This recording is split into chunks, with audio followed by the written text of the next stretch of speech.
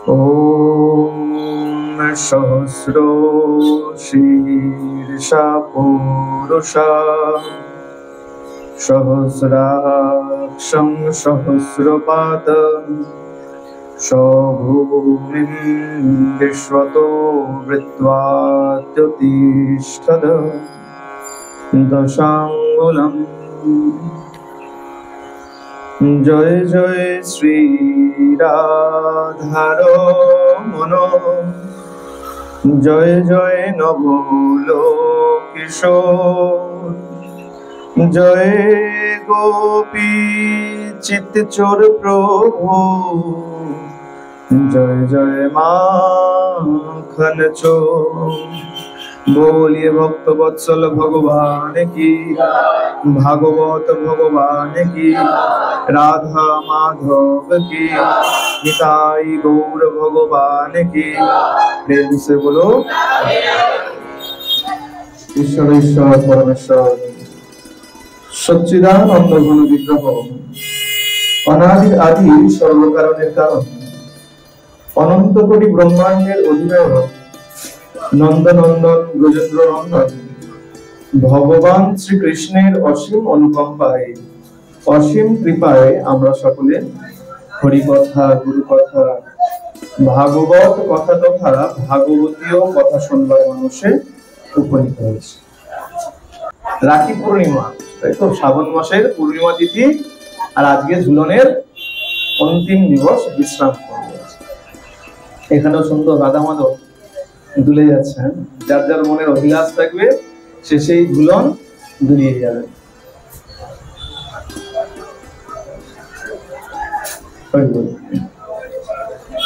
আজকে তো রাখি উৎসব, বলে দেখো এই রাখি পূর্ণিমা কেবলমাত্র শুধুমাত্র হাতে একটা সুতো বেঁধে দেওয়া নয়, হ্যাঁ, এটা শুধু একটা মাত্র সুতোর বন্ধন নয়, এতে অনেক প্রতিশ্রুতি থাকে। ভাই যেমন বোনকে প্রতিশ্রুতি দেয় আর বোনকেও প্রতিশ্রুতি দেওয়া উচিত ভাইকে। হ্যাঁ, দুজন দুজনের স্নেহের বন্ধনে আবদ্ধ থাকে আর বড় ছোটর আশীর্বাদ নিয়ে তার জীবনকে সুষ্ঠুভাবে গড়ে তোলে।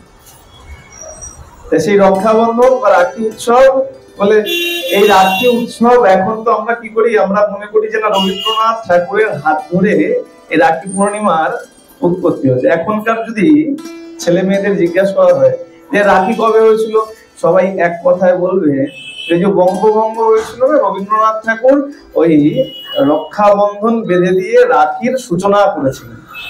তাই তো বলছে না, দেখো রাখির আরম্ভ হয়েছে আরো আগে, অনেক আগে। কেউ কেউ রাখি প্রথম কবে আরম্ভ হয়েছিল এর সুন্দর একটি লীলা পাওয়া যায়। যখন দেবতাগণ দৈত্যরাজ বলি মহারাজের হাতে যখন পরাস্ত হয়েছে, স্বর্গরাজ আছে। প্রথমে একটু রাখির কথা বলে নি, আজকে যখন রাখি আছে সবাই আমরা এত ঘটা করে রাখি বেঁধেছি।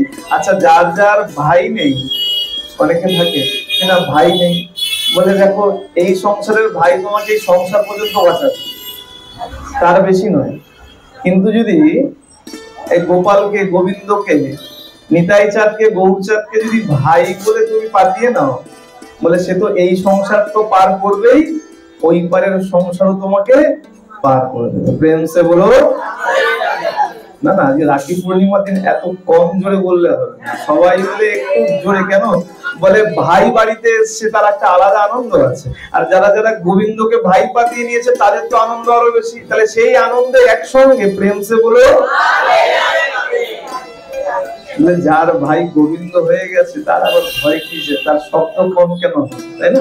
এখানে তো দেখছি সবার হাতে কত কত রাখি বাঁধা, কত সুন্দর লাগে। হ্যাঁ, দুই দুই হাতে, এক এক হাতে না, হ্যাঁ, দুই দুই হাতে একদম রাখি বেঁধে বসে আছে। তা বলি মহারাজ যখন সব দেবতাদেরকে পরাস্ত করেছেন, দেবতারা পরাস্ত হয়ে ভগবান বিষ্ণুর কাছে গেছে, প্রভু কিছু একটা উপায় করুন, আমরা তো সর্বোচ্যুত হয়ে গেছি। ভগবান বলেন চিন্তা করো না, যাও, আমি মাতা অদিতির গর্ভে আমি জন্মগ্রহণ করছি। ভগবান আসলেন, বামন অবতার নিয়ে আসলেন। আর এই বামন অবতারণী আমরা সবাই জানি বলি মহারাজের কাছে উপস্থিত হয়ে গেছে। বামন অবতারণী ভগবান সে ছোট্ট রূপ নিয়ে এসে গেছেন কোথায়? বলি মহারাজের কাছে। আর বলি মহারাজ প্রতিজ্ঞা করেছে যে যজ্ঞ করছিলেন, যে যতক্ষণ যজ্ঞ চলবে, যতক্ষণ যজ্ঞ সমাপ্ত না হবে ততক্ষণ যে আসবে যা চাইবে তাই দান দেবে, প্রতিশ্রুতিবদ্ধ। এখন তো আমরা সকালে প্রতিশ্রুতি নিলে বিকেল বেলা ভুলে যাই, তাই তো? আর যদি এমন কোনো প্রতিশ্রুতি হয় যেটা দিতে গেলে কষ্ট হয়, আমরা তো মনেই করি না প্রতিশ্রুতি দিয়েছি, তাই তো? আর আগে কি ছিল? প্রতিশ্রুতি যদি তুমি একবার করে নিয়েছো, চাহে তোমার জীবন চলে যাক, প্রতিশ্রুতি কিন্তু কখনো ত্যাগ করা যায়। বলি মহারাজ প্রতিশ্রুতি করেছিলেন যতক্ষণ যজ্ঞ চলবে ততক্ষণ যে আসবে যা চাইবে আমি দান করব। চলে এসেছেন বামন দেব, আর একে একে গুরুদেব শুক্রাচার্য বলে দিয়েছেন যে দেখো খুব সাবধান, এ কে এসছে জানো? এ সাধারণ কেউ নয়। কে এসছে? গুরুদেব বলে দিয়েছেন সাক্ষাৎ বিষ্ণু এসছে, তোমার সবকিছু লুট করে নেবে বলে, সবকিছু অধিকার করে নেবে, তাই খুব সাবধান বলে। গুরুদেব যখন আমি প্রতিশ্রুতি করে নিয়েছি আমি সেই পথ থেকে আর কখনো হাঁটতে পারি না। আপনি জল দিন, আমি জল দিন, আমি আচমন করব, করে আমি দানের মন্ত্র উচ্চারণ করবো, দান করব, ব্রাহ্মণ যা চাইবে তাই আমি দেবো। আর দেখুন গুরুদেব কেমন হয়, গুরুদেব সবসময় শিষ্যকে বাঁচানোর চেষ্টা করে। কি করেছেন? একটা ছোট্ট মাছির রূপ নিয়ে এই যে কমলগুলোর যে নল থাকে যেখান থেকে জলটা বেরোয় তার মধ্যে গিয়ে বসে গেছে। ভগবান তো জানেন হ্যাঁ যে ছলাপালা করছে, ভগবান কি করেছে? একটা কুশ দিয়ে যেই খোঁচা মেরেছে ওই নলে তার একটা চোখ কানা বেরিয়ে গেছে। বলি মহারাজ হাতে জল নিয়েছেন, মন্ত্র উচ্চারণ করেছেন, যেই বলেছেন প্রভু বলুন আমি কি দান দিতে পারি। গুরুদেব বলে দিয়েছেন যে ভগবান বিষ্ণু তোমার সবকিছু নিয়ে নেবে, কিন্তু ওই যে প্রতিজ্ঞাবদ্ধ যতক্ষণ যজ্ঞ চলবে যে আসবে যা চাইবে আমি তাই দিতে প্রতিশ্রুতি দিয়েছি। ভগবান কি করলেন? একে একে 3 পাদ ভূমি চাইলেন, তাই তো? এখন বলি মহারাজ বলছে আপনি তো সামান্য চাইছেন 3 পাদ ভূমি। ভগবান বলছে দেখুন মহারাজ আমি ব্রাহ্মণ মানুষ, ব্রাহ্মণের বেশি লোক থাকা ঠিক নয়, তাই তো? ব্রাহ্মণের বেশি লোক থাকতে নাই, আমি তো ব্রাহ্মণ, তার বেশি কিছু চাওয়া উচিত হবে না। এই 3 পাদ ভূমি যথেষ্ট। 3 পাদ ভূমিতে কি করবেন? বলে মহারাজ এই 3 পাদ ভূমিতেই আমি একদম সুন্দরভাবে বসে ভজন করতে পারবো। যে যার নিজের চরণে নিজের পায়ের 3 পা জায়গা হলে একদম সুষ্ঠুভাবে বসতে পারবে। বাড়িতে গিয়ে মেপে দেখবেন, এখান তো মাপা যাবে না, বাড়িতে গিয়ে নিজের নিজে 3 পা মেপে দেখবেন যে তার উপরে একদম সুষ্ঠুভাবে বসা যাচ্ছে। ভগবান বললেন 3 পাদ ভূমি চাই। বলি মহারাজ ভেবেছেন যে 3 পাদ ভূমি আর কতটুকু হবে, আচ্ছা বেশ তাই হবে। আর বলতে না বলতে কি করেছে ভগবান? প্রথম চরণে সমগ্র মর্তলোককে নিয়ে নিয়েছেন, পাতাল থেকে সমস্ত কিছু নিয়ে নিয়েছেন। দ্বিতীয় চরণে ঊর্ধ্বলোক যা ছিল সমস্ত গ্রহণ করে নিয়েছে। বলছে এত দূর পর্যন্ত চরণ বিস্তার করেছে, একদম শেষ আস্তরণ ভেদ করে ভগবানের বৃদ্ধাঙ্গুষ্ঠ পাঠ চলাকালীন তো ঘন্টা বাজাবেন, হ্যাঁ অপরাধ দেবেন। কি হলো? ভগবান যখন ঊর্ধ্বলোকে চরণ উঠিয়েছেন ওই বৃদ্ধাঙ্গুষ্ঠ অর্থাৎ বুড়ো আঙুলের খোঁচায় আস্তরণ ভেদ করে গেছে, আর ভেদ করেই সেই কারণ সাগর থেকে কয়েক ফোঁটা জল গড়িয়ে পড়েছে। এই যে কয়েক ফোঁটা জল গড়িয়ে পড়লো, এই জলটাই ব্রহ্মা তার কমণ্ডলুতে ধারণ করেছেন। আর যেই কয়েক ফোঁটা জল এখন গঙ্গা রূপে প্রবাহিত হচ্ছে। চিন্তা করুন, ওই কয়েক ফোঁটা জল যদি এরকম গঙ্গা হতে পারে আর সমগ্র কারণ সাগর যদি চলে আসতো তাহলে আমাদের এখানে কি হতো? ভগবান বলছেন বলি মহারাজ আমি তো নিয়ে নিলাম, তৃতীয় চরণ কোথায় রাখবো? বলে ভক্ত তো চালাক হয় খুব। ভক্ত বলছে প্রভু তোমার 2টো চরণ তো দেখতে পাচ্ছি, এক চরণে সব অধলোক গ্রহণ করে নিয়েছো, দ্বিতীয় চরণে ঊর্ধ্বলোক গ্রহণ করে নিয়েছো, তার তৃতীয় চরণটা দেখাও তবে না তোমাকে জায়গা দেবে। বলি মহারাজ চিন্তা করছে তৃতীয় চরণ কোথায়? তৃতীয় চরণ তো নাই, 2টোই তো চরণ, 2টো চরণে গ্রহণ করেছো, তা আগে তৃতীয় চরণ দেখাও, তাহলে না তোমাকে জায়গা দেবো। যেই মাত্র বলেছে, আর ভগবান নিজের নাভির থেকে তৃতীয় চরণ দেখিয়েছে। এখন বলি মহারাজ চিন্তা করছেন, বিচার থাকে মানুষের, বলে বিচার পবিত্র হওয়া দরকার। পবিত্র বিচার যদি না হয় জীবন কোনোদিন সুন্দর হবে। এরকম বিচার করছে বলি মহারাজ, চিন্তা করছে সবকিছু রাজা ছিলাম, অধলোক নিয়ে নিয়েছে, ঊর্ধ্বলোক নিয়ে নিয়েছে, কিন্তু আমার নিজের যে মালিকানা, সেই মালিকানা কিন্তু এখনো আমি দেইনি। বলে বেশ ভগবান, এই তৃতীয় যখন চরণ দেখিয়েছো, আর তার জন্য যখন স্থান দিতে হবে, এই তোমার এই চরণটিকে আমার মস্তকের উপর রাখো। ভগবান দেখতে না দেখতে কি করেছেন, ওই চরণ তার মস্তকে রেখে দিয়েছেন। বলি মহারাজকে নিয়ে নিয়েছেন, গ্রহণ করে নিয়েছেন, দানের বস্তু তো না। যেই মাত্র আপনি দান করে দিয়েছেন, আপনার বলে আর কিছু নয়। এখন আপনাকে যদি বলে উঠে দাঁড়াও, তাহলে উঠে দাঁড়াতে হবে, যদি বলে বসো, তাহলে বসতে হবে, যা বলবেন তাই। ভগবান বলি মহারাজের এই দানের কর্ম দেখে অত্যন্ত প্রীত হয়েছেন, ভক্তিতে তুষ্ট হয়ে গেছে। বলি মহারাজকে কি করলেন, এই পাতাল লোক দিয়ে দিলেন, রাজা করে দিলেন। যাও, তুমি পাতাল লোকের রাজা হয়ে থাকো। আচ্ছা, তুমি কি চাও বলো, আমি তোমাকে কোনো বর দিতে চাই। কি বর চাই তুমি বলো? বলি মহারাজ বলছে, প্রভু বর যদি দিতেই হবে, আমি যখন পাতালপুরীর রাজা হব, তাহলে এক কাজ করো, তুমিও আমার সঙ্গে চলো। কেন? আমি সব সময় তোমাকে সাক্ষাৎ দর্শন করতে চাই। কেমন ভক্ত চিন্তা করো। আরো তো কিছু চাইতে পারতো, যে যা যা তুমি নিয়ে নিয়েছো সব আমাকে ফিরিয়ে দাও, না তাই বলেনি। আমরা কি আছে না, আমাদের চাওয়াটাও ঠিক নয়। আমরা কি চাই? আমরা বাবা মাকে চাই না, বাবা যে গাড়ি কিনে দিয়েছে গাড়িটা চাই, বাবাকে চাই। মা যে ভালো ভালো রান্না করেছে সেই রান্নাগুলো খেতে চাই, মাকে চাই। বলে একটু বয়স হলেই কোথায় বৃদ্ধাশ্রম, তাই তো? ঠিক তেমন ভগবানের মন্দিরে এসে ভগবানকে বলি তুমি লাখ লাখ টাকা দাও, কিন্তু আমি কখনো ভগবানকে চাই না। যে দিতে পারে, যে সমর্থবান, যে চাইলে আমাকে লক্ষ টাকা কেন তার অধিকও দিতে পারে, সেই ভগবানকে আমরা কেউ চাই। আজকে বলি মহারাজ কি করলেন, চেয়ে নিলেন। কি চাইলেন? যে প্রভু আমি পাতালপুরীর রাজা হব, তা তুমিও চলো, তুমি সেখানে সাক্ষাৎ থাকবে, আমার রাজত্ব রক্ষা করবে, আমাকে রক্ষা করবে, আর আমি তোমাকে সাক্ষাৎ দর্শন করতে চাই। যেমন বলেছেন যে তোমাকে কিছু দিতে চাই, ভগবান তো আটকা পড়ে গেছেন। কোথায় আটকা পড়ে গেছেন? ভগবান চলে গেছেন পাতালপুরীতে। এখন মা লক্ষ্মী তো উপরে একা পড়ে গেছেন, প্রভু ছাড়া তো মা লক্ষ্মী থাকবেন না। এই কারণে বাড়িতে কখনো শুধু লক্ষ্মীর চিত্রপট বা বিগ্রহ রাখতেন। অনেকে পুজো করি, কিন্তু লক্ষ্মী আর নারায়ণের একসঙ্গে বিগ্রহ রাখা উচিত। বাড়িতে যদি শুভ ফল পেতে চান, অবশ্যই লক্ষ্মী নারায়ণের একসঙ্গে বিগ্রহ বা একত্রিত চিত্রপট রাখা উচিত। লক্ষ্মী এখন কি করবেন? মা লক্ষ্মী চিন্তায় পড়ে গেছেন, কি করা যায়। এখন কি করেছেন, এই এক বিশেষ তিথিতে, বিশেষ পূর্ণিমা তিথিতে তিনি পাতাল লোকে চলে গেছেন। অনেক রকমের এইখানে অনেক রকমের মতভেদ দেখা যায়। কেউ বলে যে সেখানে গিয়ে অনেকদিন মা লক্ষ্মী ছিলেন, যে বোন বা দাদা পাতি সেখানে অনেকদিন ছিলেন। কোথাও শোনা যায় যে ব্রহ্মার কথা মতন মা লক্ষ্মী একটি সূত্র অর্থাৎ রাখি নিয়ে বলি মহারাজের কাছে গিয়েছিলেন ছদ্মবেশে, আর বলি মহারাজকে সেই রাখি বেঁধে দিয়ে তার সঙ্গে সম্পর্কে আবদ্ধ হয়েছিলেন। দাদা ভাই দাদা বোনের সম্পর্কে আবদ্ধ হয়েছিলেন।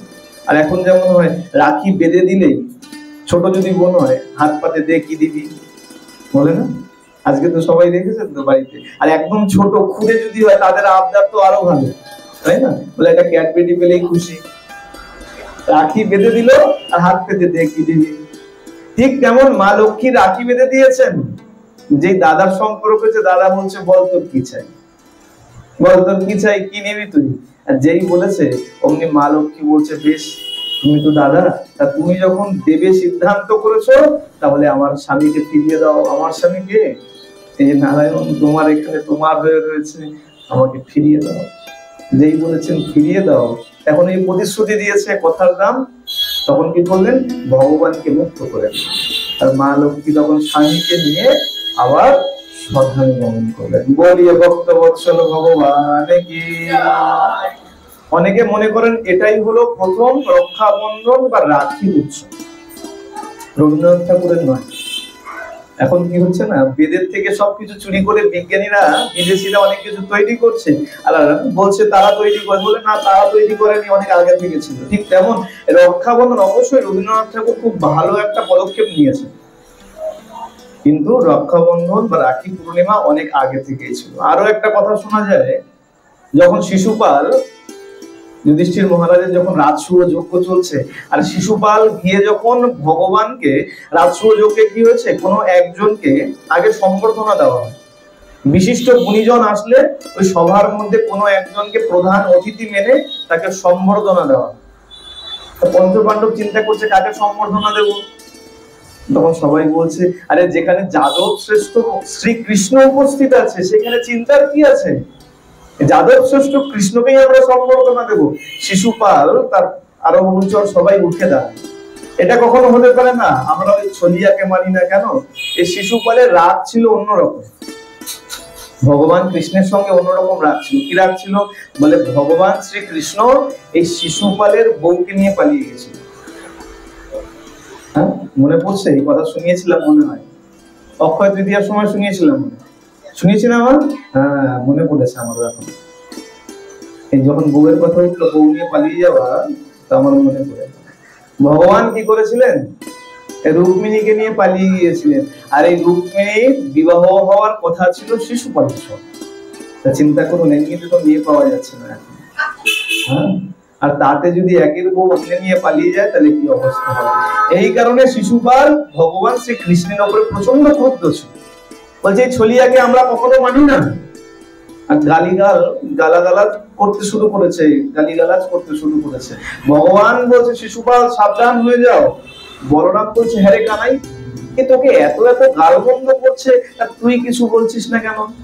বলে দাদা তুমি কি ভুলে গেছো, আমি পিসিকে কথা দিয়েছিলাম, পিসিকে বলেছিলাম পিসি আমি ভাইয়ের 100টা অপরাধ ক্ষমা করব। এই তো মাত্র 96 হলো, শিশুপাল সাবধান, আবার গাল দিয়ে দিয়েছে 97। সাবধান শিশুপাল, 100 হতে আর বেশি বাকি নাই, বলতে না বলতে আবার গাল দিয়েছে 98 99। সাবধান, আর একটা বাকি আছে। যেই বলেছে, যেই গাল দিয়েছে 100 পুরো। বলে তোমার পাপের ঘোড়া পূর্ণ হয়ে গেছে, সাবধান হয়ে যাও, আর কিন্তু অকথা কুকথা বলো না। বলতে না বলতে আবার যেই গালমন্দ করেছে, ভগবান তৎক্ষণাৎ বলেছিলেন 100টা অপরাধ আমি ক্ষমা করব। আর যেই 100 অতিক্রম করে গেছে, অমনি সুদর্শন চক্রকে আহ্বান করেছেন, আর সুদর্শন চক্রকে আহ্বান করে শিশুপালের মস্তক ছেদন করে দিয়েছে। যখনই সুদর্শন চক্র ফিরে এসছে, ভগবান যেই আঙুলে ধরতে গেছে, অমনি আঙুলটা কেটে গেছে। আচ্ছা কি মনে হয়, ভগবানের কি এতটুকু পারদর্শিতা নাই যে সুদর্শন চক্র ফিরে আসলো আর আঙুলে ধরতে গিয়ে কেটে গেল? সুদর্শন চক্র কি নতুন ব্যবহার করছেন, যে আজকে নতুন ব্যবহার করছেন? হয় না অনেক সময় নতুন বাড়িতে নতুন ছুরি ব্যবহার করতে গিয়ে মায়ের অনেক সময় হাত কেটে ফেলেন, অনেক ধারালো ছুরি। এটা কি ভগবানের সেরকম ভুল? বলে না না না, ভগবান আগে থেকে কোনো কিছু পরিকল্পনা করে রাখে। এখানেও পরিকল্পনা রয়েছে। যেই মাত্র আঙুল কেটে গেছে, অমনি সবাই ছোটাছুটি শুরু করেছে, কুন্তি আদি সবাই ছোটাছুটি শুরু করেছে, সুভদ্রা পর্যন্ত রয়েছে, সুভদ্রাও ছোটাছুটি শুরু করেছে। কেন? কাপড় খুঁজছে, কি বাঁধবে কি বাঁধবে। আর ওই সময় দ্রৌপদী অর্থাৎ কৃষ্ণা যেমনি মাত্র দেখেছে, ছুটে এসে নিজের পরনের দামি পোশাক, দামি কাপড় সঙ্গে সঙ্গে ছিঁড়ে ভগবানের আঙুলে ফেলে দিয়েছে। ভগবান বলছেন সখী আমি ঋণী হয়ে গেলাম, তবে চিন্তা করো না, এর প্রতিদান আমি সময় মতো দেব। বলে ভগবান এই কারণেই ওই আঙুলে ধরতে গিয়ে আঙুলটা কেটে নিয়েছে, এমনি এমনি না। বলে এতদিনের তার চরিত বলা যায় সুদর্শন চক্র, আর ধরতে গেলে কিনা আঙুল কেটে গেল? বলে না না, পরিকল্পনা আছে এখানে ভগবানের। ওই যে প্রতিশ্রুতি দিয়ে দিল, এই যে তুমি যে কার্য করলে, তুমি আমার আজকে আঙুল বেঁধে দিলে, এর প্রতিদান আমি তোমাকে সময় মতো দেব। আর যখন পুরো সভা ঘরের মধ্যে দ্রৌপদীর বস্ত্র হরণ হয়েছিল, ওই যে আঙুলে দড়ি বেঁধে দিয়েছিল, কাপড় বেঁধে দিয়েছিল, যাকে অন্যরকম ভাবে রাখি বলে আমরা মানতে পারি, অনেকে মনে করেন এটাই হলো রাখি উৎসবের প্রথম সূচনা। এই যে প্রতিদান, ভগবান সেই প্রতিদানের জন্যই সেই সভা ঘরের মধ্যে টনকে টন কাপড় দান করেছিল, জুড়িয়ে গিয়েছিল, দ্রৌপদীর মান রক্ষা করেছিল। এই কারণে বলে ভগবানের সঙ্গেও রক্ষাবন্ধন করে। না জানি তোমার রক্ষাবন্ধন মেনে নিয়ে যদি তোমার উপর কৃপা করে দেয়, এই জগৎ এক জায়গায় হয়ে গেল, তোমাকে কেউ কখনো হারাতে পারে না। প্রেম সে বলো। তো অনেকে এটাকে মনে করেন রক্ষাবন্ধন। তা যেটাই হোক না কেন, যার যেটাই মনে হয়, যেটাই সূচনা হোক, এই রক্ষাবন্ধন বা রাখি উৎসব সবারই পালন করা উচিত। নিজেদের ভাই থাকুক আর না থাকুক, ভগবানের সঙ্গে যদি সম্পর্ক একটা পাতানো যায়, আমার তো মনে হয় সেটা অত্যন্ত উত্তম। আচ্ছা, এখন যদি কোনো এমএলএ বা এমপি ডাক আসে যে তার সাথে সম্পর্ক পাতাতে যায়, এখানে কজন আছেন যাবেন না? আমি তো আগে যাব, প্রথমে আমার নাম। কেউ আছেন যে যাবেন না, এখানে বসে থাকেন? বলেন না, একটু বড় লেভেলের লোক যদি হয়, তার সঙ্গে যদি সম্পর্ক পাতানো যায়, বলে সম্পর্ক ছেড়ে দাও। যদি জানা যায় না নিজের বংশের এই অমুকের দাদা, তার দাদা, তার বোনের, তার ছেলে একটা বড় কিছু আছে, দেখবেন যেখানেই যাব সেখানে গিয়ে আগে বলবারে, জানিস আমার ওই অমুকের অমুক, ওই অমুক কিন্তু অমুক অমুক জায়গার এমএলএ। হয়তো সম্পর্ক দেখলে কিছুই নাই, আর সেখানে সাক্ষাৎ ভগবান। আচ্ছা, অফার দিচ্ছে, অফার চলে তো, ভগবানও অফার দিচ্ছে আমার সঙ্গে সম্পর্ক পাতিয়ে নাও। তাই এখানে হয়তো অনেকে সম্পর্ক পাতিয়ে নিয়েছে, অনেক জায়গায় অনেকে সম্পর্ক পাতিয়ে নিয়েছে, ভগবানকে দাদা ভাই মেনে নিয়েছে। আমাদের ওইখানে দেখতাম এক মাসির মেয়ে ছিল, সে গোপালকেও রাখি বাঁধতো, আর গোপালকে ভাই বলে মানত। আগে গোপালকে রাখি বাঁধতো, তারপরে সবাইকে রাখি পরাতো। আজকে সেই রাখি বন্ধন, আর রাখি বন্ধনের দিন সবসময় মনে রাখতে হবে, এই রক্ষাবন্ধন আমাদের একটা ধর্মীয় উৎসব। এই ধর্মীয় উৎসব কখনো বাজে খাদ্য খাবার দিয়ে পালন করতে, কিন্তু কে শোনে কার কথা? যতক্ষণ যুক্তি দিয়ে বলা হয় ততক্ষণ ভালো লাগে, কিন্তু বেরিয়ে গেলে তখন আর মনেও থাকে না, আর ভালো লাগে। হ্যাঁ, এই উৎসব বলে আমাদের ধর্মীয় উৎসব সবসময় সাত্বিক ভাবে পালন করা দরকার। আর বলে দেখো, এই সাত্বিক ভাবে যদি নিজের ধর্ম নিজে যদি পালন না করো, তাহলে বিধর্মীরা তো তোমাকে দেখে হাসাহাসি করবে, এতে তো তাদের দোষ নাই। আর ওই আগের দিনও বলে গেছি, সাত্বিক আহার গ্রহণ যদি না করো, মন মানসিকতা খারাপ হবে। এখন চারদিকে যা চলছে তার জন্য আমরা নিজেরাই দায়ী। ছেলেদেরকে শিক্ষা দীক্ষা দিচ্ছি, পড়াচ্ছি, অনেক ভালো ভালো বড় বড় ইংরেজি স্কুলে, ইংলিশ মিডিয়াম স্কুলে পড়াচ্ছি, কিন্তু তার মধ্যে সংস্কার হচ্ছে, সংস্কার নাই। আর সংস্কার না থাকার জন্য টাকা উপার্জন করছে ঠিকই, কিন্তু তার মধ্যে বিবেক থাকছে। আমরা কি বলছি, এই আমার ছেলেটা আমাকে সম্মান দেয় না, আমার ওই জ্যাঠা হেঁটে যাচ্ছে, দেখো জ্যাঠামশাই হেঁটে যাচ্ছে, ছেলেটা একটু সম্মান দেয় না, দেবে কি করে? আগেকার দিনে শুনেছি যে বড়রা বাচ্চাদের সামনে দাঁড়িয়ে পর্যন্ত ধূমপান করতো না। হ্যাঁ, ঠিক বলছি কিনা? বাচ্চাদের সামনে দাঁড়িয়ে ধূমপান করতো না। বিবেকানন্দের একটা কাহিনী পড়েছিলাম, তার জন্য আলাদা ঘর ছিল, তার বাবা মা, বাবা জ্যাঠামশাই বসে বসে সেই ঘরে তামাক খেত সবার সামনে। এখন তো তুমি সবার সামনে দাঁড়িয়ে দাঁড়িয়ে, তোমার ছেলের সামনে দাঁড়িয়ে দাঁড়িয়ে বলে বিড়ি সিগারেট তো ছেড়ে দাও, মদ পর্যন্ত খাচ্ছ। তোমার ছেলে তোমাকে সম্মান দেবে, তোমার কাকা জেঠাকে সম্মান দেবে, তার কাকা জেঠাকে, তুমি কি করে ভাবো? আগে নিজেদের ঠিক করতে হবে। বাচ্চাদের বকে লাভ নেই, বাচ্চা হচ্ছে কাদা মাটির মতন, যেমন বানাবে তেমন হবে।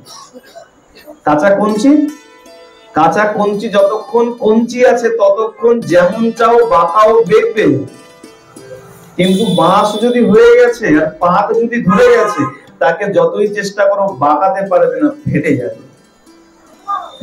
কাঁচা হয় না নোয়ালে বাস, পাকলে করে টাস টাস। আছে না একটা প্রবাদ বাক্য আমাদের? আছে তো, 7-8 মনে ছিল বাংলা বইতে প্রবাদ প্রবচনে। তাই এটা হচ্ছে কারণ, আমাদের ধর্মের অনুষ্ঠানকে আমাদের মতন করে, সনাতন ধর্মের মতন করে পালন করি। এটা গেল রাখি পূর্ণিমার কথা।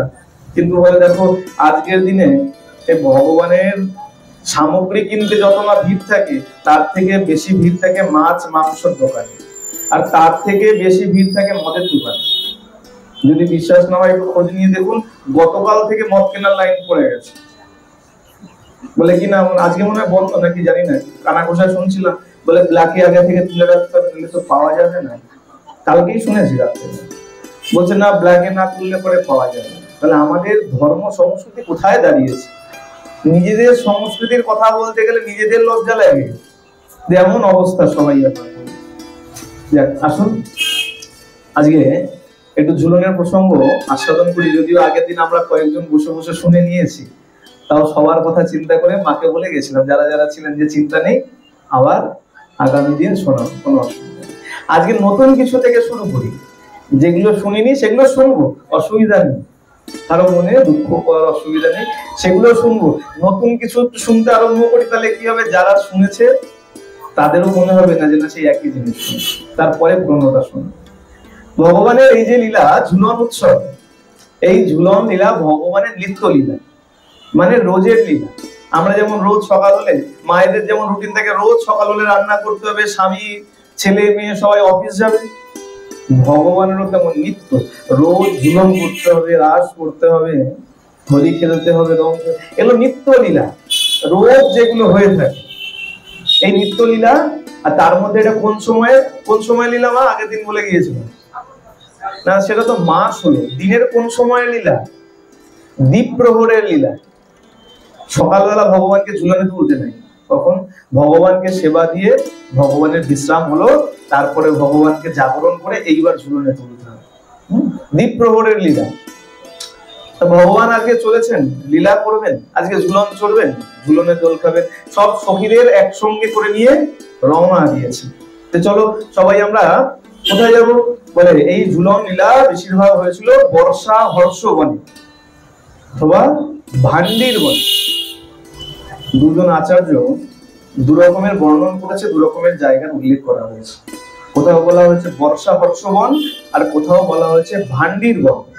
তো যেখানেই হোক, ভগবানের যেখানে আজকে ইচ্ছা হচ্ছে, ভগবান রওনা দিয়েছেন, খুব সুন্দর বনপথ ধরে যাচ্ছেন। আর বনপথ দিয়ে যখন যাচ্ছেন, ওই বনপথ পুরো গাছপালা তরুলতায় একদম ছাও, আর পাতার ফাঁক দিয়ে অল্প অল্প রৌদ্র এসে পড়ছে। কিন্তু রৌদ্র কোথায় পড়ছে? রৌদ্র পড়ছে রাধারানীর গালে। রাধারানী চলেছেন, একে তো গৌরাঙ্গী, আর তার বদনের উপরে ঈষৎ ঈষৎ ওই গাছের ফাঁকা দিয়ে ওই সে সূর্যের আলো এসে পড়ছে। খালি শুনলে হবে না, মনে মনে অন্তর্দৃষ্টিতে ভাবতে হবে, তাহলেই লীলার রস পাওয়া যাবে, নইলে কোনো রস পাওয়া যাবে না। রসগোল্লা যদি একদম আপনাকে দেওয়া হলো পাতের মধ্যে, আর রসগোল্লাকে এখন দেখেন না, যাদের সুগার আছে রসগোল্লা ছাড়ে না, লোক তো ছাড়া যায় না, কি করে খায়? একদম চেপে রসটা বের করে তারপর রসগোল্লা খায়। আচ্ছা সত্য করে বলুন তো, ওই রসগোল্লার স্বাদ কি পাওয়া যায়? যায় কি? যায় না, তাও খায় কেন? বলে লোভ আছে। তাহলে রসগোল্লা যেমন চিপে তারপরে খেলে স্বাদ পাওয়া যায় না, কেবলমাত্র কথা কান দিয়ে শুনলে সেই আনন্দ পাওয়া যায় না। তাহলে কি করতে হয়? অন্তর্দৃষ্টিতে চিন্তা করতে হয়। রাধারানী হেঁটে হেঁটে যাচ্ছে, সেই কুঞ্জপথ, সখীরা রয়েছেন, গোবিন্দ সঙ্গে সঙ্গে যাচ্ছেন, আর রৌদ্রের আলো ঈষৎ ঈষৎ ওই গাছের ফাঁকা দিয়ে, পাতার ফাঁকা দিয়ে রাধারানীর গালের উপর এসে পড়ছে। আচ্ছা রৌদ্র পড়ছে, তাতে কি হয়েছে? গোবিন্দের মনে কষ্ট হয়েছে। কেন কষ্ট হয়েছে? রোদ পড়েছে বলে? হ্যাঁ রোদ পড়েছে বলে, কিন্তু রোদ পড়ে কি হয়েছে? রাধারানীর গালের উপরে বিন্দু বিন্দু ঘর্ম দেখা দিয়েছে, ঘাম হয়ে গেছে। কোমলাঙ্গী তো রাধারানী, কোমলাঙ্গী, আর তার গালের উপরে যখন রৌদ্র পড়েছে, বিন্দু বিন্দু ঘাম দেখা দিয়েছে। আর এই যে ঘাম দেখা দিয়েছে, এই কষ্ট গোবিন্দের আর সহ্য হয়েছে। কেন?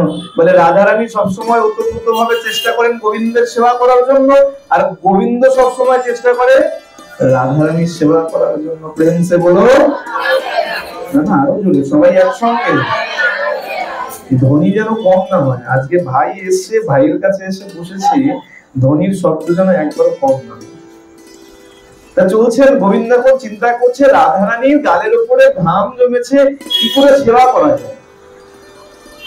অনেকের মনে হতে পারে তিনি তো অনন্ত কোটি ব্রহ্মাণ্ডের নায়ক, বলতে পারেন এই সূর্যদেব তুমি সরে যাও, পারেন তো? তিনি যদি আদেশ করেন সূর্যদেব তুমি এখন এখান থেকে চলে যাও, পরে আসবে, সূর্যদেবের ক্ষমতা আছে এখানে থাকার? থাকার ক্ষমতা নাই। কিন্তু না, বলেননি। কেন? বলে দেখো এই বললে পরে তাহলে কি হবে, ঐশ্বর্য ভাব চলে আসবে, ঐশ্বরত্ব, ঈশ্বর যে ক্ষমতা, ঈশ্বর তিনি, সেই ভাব চলে আসবে। তাহলে কি হবে, তার মধ্যে আর আনন্দ লাগবে। আচ্ছা বিচার করুন, মনে করুন বাড়িতে তো বাচ্চা আছে, আপনি এখন বাড়ি গেলেন, আর বাড়িতে গিয়ে যখনই বুঝতে পারলো, আমি যেমন বাড়িতে গেলেই গেট একদম সাইকেলের শব্দ করে তো ছেলে, আর শুরু করে ঘরের থেকে বাবা, মানে ও সাইকেলের শব্দ মায়ের থেকে বা ঠাকুমার থেকে বেশি চেনে, বেল মেরেছি মানে আমি আছি। ঠিক মনে করুন আপনার বাড়িতে যখন গেছেন, বাইরে থেকে বুঝতে পেরেছে আপনি এসছেন, আর ছেলেটা দরজার পেছনে গিয়ে লুকিয়ে গেছে।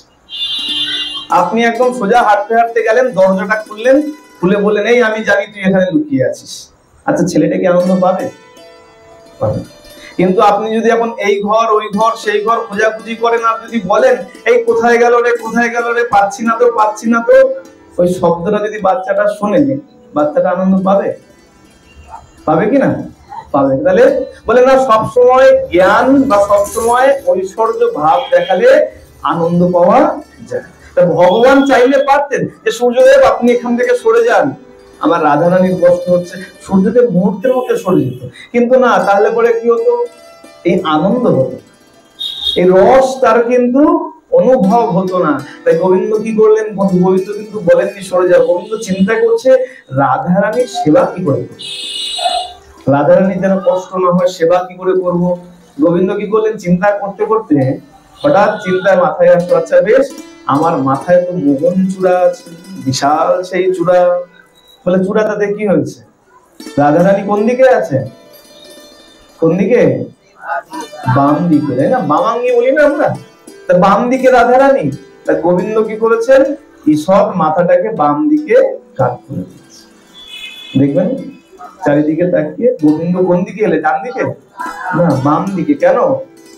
আচ্ছা সুখসারীর দ্বন্দ্বের মধ্যে পাই না যে রাধারানীর চরণ পাবে বলে, তাই না, চূড়া তাই তো ভাবে থাকে তো। তাহলে এই রাধারানীর গালের উপরে যে বিন্দু বিন্দু ঘাম জমেছে, সেই কষ্ট যেন রাধারানীর না হয়, সেই কষ্টকে লাঘব করার জন্য গোবিন্দ আজকে মোহন চূড়াটাকে ঈশ্বর বাম দিকে ফেলে। আর এই মোহন চূড়ার ছাওয়া যেই মাত্র রাধারানীর বদনের উপরে গিয়ে পড়েছে, এখন গোবিন্দ যেন শান্তি পেয়েছে। কেন? রাধারানীর কষ্ট লাঘব হয়ে গেছে। চলেছেন এইভাবে সখীদেরকে নিয়ে, ঝোলনার প্রস্তুতি রয়েছে, ঝোলনা একদম তৈরি রয়েছে। বলে ঝোলনা তৈরি কে করেছে? যোগমায়া করে রেখেছে। যোগমায়া, আচ্ছা যোগমায়া কেমন? গোবিন্দ যখন যা ইচ্ছা করেন, মনে মনে চিন্তা করেন, যোগমায়া তাই প্রস্তুত করে রাখেন। এটাই যোগমায়ার কাজ। গোবিন্দ কিন্তু কখনো মুখ ফুটে বলেন না যে যোগমায়া আমি আজকে ঝুলন করব, তুমি ঝোলনা প্রস্তুত করো। আচ্ছা এটা খুব ভালো করে বোঝা যাবে, যদি কারো অভিজ্ঞতা থাকে তাহলে আরো ভালো বুঝতে পারবে। কিছুদিন আমিও এই হসপিটাল সেক্টরে কাজ করেছি, তাছাড়াও বোঝা যায়। দেখবেন যখন কোনো অপারেশন হয়, খুব ভালো করে মন দিয়ে শুনবেন, যখন কোনো অপারেশন হয় ডাক্তার কি করে, মাইক্রোস্কোপের মধ্যে চোখ দিয়ে যেখানে অপারেশন হচ্ছে সেদিকে তাকিয়ে আছে, অন্যদিকে তাকায় না কেন। আচ্ছা যখন পেট কাটছে, মনে করুন পেট কেটেছে, কেটে দিল, কেটে হাত যেই বাড়ায়, ওই সঙ্গে যে অ্যাসিস্ট্যান্ট থাকে, যে নার্স বলুন না যা বলুন না কেন, যে সঙ্গে যে অ্যাসিস্ট্যান্ট থাকে, ডাক্তার যেই হাত বাড়ালো অমনি অ্যাসিস্ট্যান্ট কি করে, ছুরি না কাঁচি কি লাগবে হাতে দিয়ে দেয়। আচ্ছা ডাক্তার কিন্তু বলেনি যে আমাকে ছুরিটা দাও, কাঁচিটা দাও, বলেনি কিন্তু। তাহলে বুঝলো কি করে? এর জন্য ট্রেনিং নিতে হয়, তাই না? অ্যাসিস্ট্যান্ট হওয়ার জন্য ট্রেনিং নিতে হয়। ডাক্তার কোন পজিশনে আছে আর হাত বাড়ালে তাকে কি দিতে হবে, এই বোঝার ক্ষমতা তাকে ট্রেনিং নিয়ে রপ্ত করতে হবে। যোগমায়া ঠিক তেমন। গোবিন্দ মনে কি ইচ্ছা করেছেন, এখন কি চাইছেন, কি তার মনের বাসনা, যোগমায়া আগে থেকে বুঝে গিয়ে ঠিক তেমন ভাবে সেই পরিবেশ প্রস্তুত করে দেন। আজকে ঝুলনা রেডি করে দিয়েছেন, প্রস্তুত হয়ে গেছে, অনেক অনেক ঝুলনা রেডি হয়ে গেছে, একদম প্রস্তুত। কুঞ্জ বনে গেছেন, ভান্ডির বনে গেছেন। গোবিন্দ আজকে এক ঝুলনার উপরে রাধারানী বসেছেন আর গোবিন্দ বসেছেন। আচ্ছা বসেছেন একটু অন্যরকম ভাবে।